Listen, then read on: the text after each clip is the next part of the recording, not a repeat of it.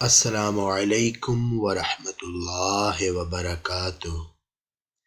پیارے دوستو، آپ کو دی اسلامک چینل میں خوش آمدید کہتا ہوں۔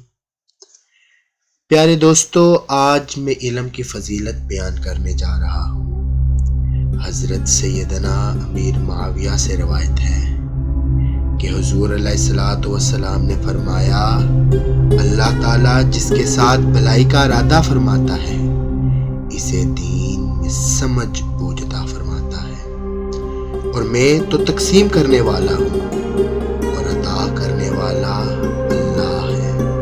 اس امت کا معاملہ ہمیشہ درست رہے گا یہاں تک کہ قیامت قائم ہو جائے اور اللہ کا حکم آ جائے۔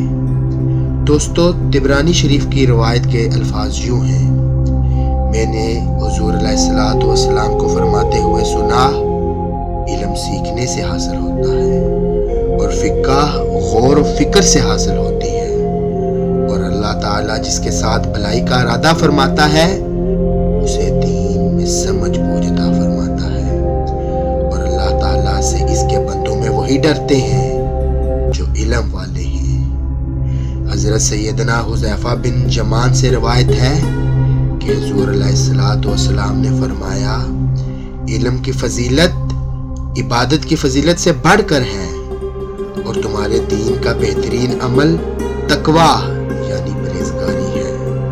پیارے دوستو، ہمیں علم حاصل کرنا چاہیے۔ اللہ تعالیٰ آپ کو اپنے حفظ و مان میں رکھے۔ شکریہ۔